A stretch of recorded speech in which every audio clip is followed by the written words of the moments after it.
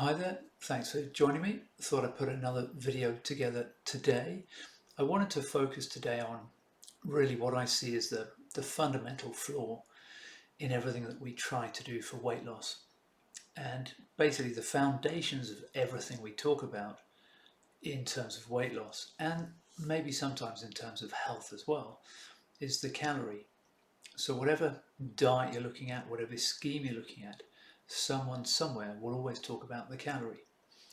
So I wanted to talk about it today and maybe highlight why I think it is the fundamental flaw in our weight loss experience, and potentially why in actual fact the calorie leads us into obesity, not out of it. We've now been ruled by the calorie for, well, it was first brought to our attention as a link between our food and our bodies maybe 100 years ago, maybe more in Victorian times, but certainly since the 1970s it's been at the forefront of essentially that relationship between our food and ourselves. And I would suggest it's the wrong relationship. So let's have a look at the calorie. This might be broken down into two 6-minute videos. So we'll see how we go. I'll explain really what the calorie is and how they intend to use it in relation to our food and our bodies, and then maybe how we can look at a better system. So let's have a look at that. Here we go. This might help, might not. Let's see what happens.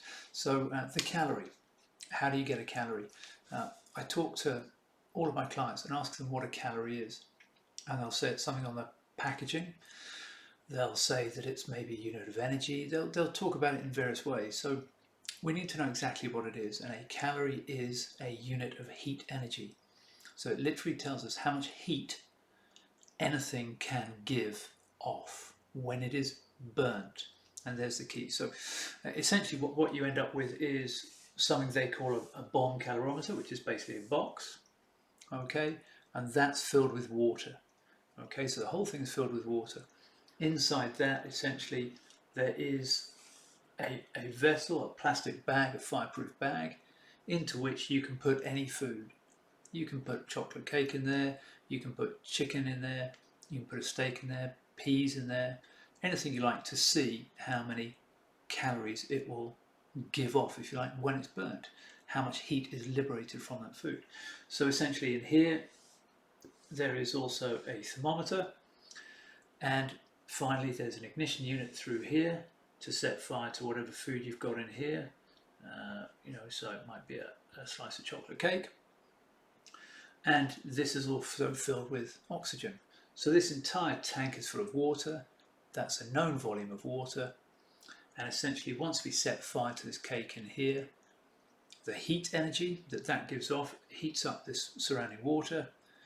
This tank is completely insulated from the outside world, so only the heat given off by this slice of cake in this situation will heat up the water, and that then increases the temperature on the thermometer. That's red, and the difference between where the thermometer started and where it finishes after cake is burnt, that's put into an equation, and that gives us the calorie.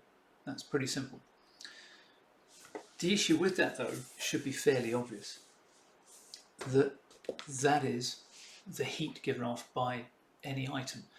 I can actually put a shoe into that and burn a shoe and tell you how many calories a shoe has got. I can put a belt into there, or some plastic, or some cardboard. But we're not going to eat any of those. So the calorie was given to us as a proxy unit. So that is literally to say, well, we don't have anything better, and it was given to us in Victorian times. And so they said, well, the closest approximation we have between what a food might give to us and what we might use is the calorie. So it's a proxy unit. And here's the issue for me, is at no point do we ever drop food into our stomach and set fire to it.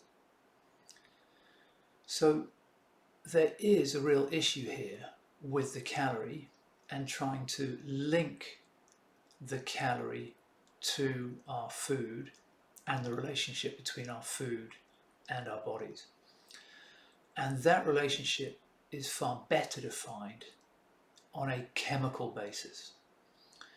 So we've got one basis, just liberating heat. So that's a physical methodology.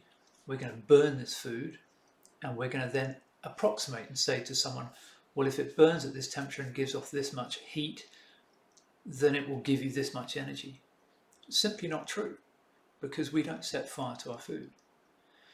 We break our food down in a very lengthy chemical process.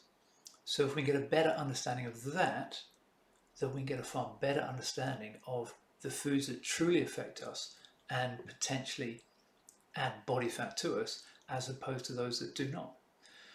So that's a brief 6 minutes.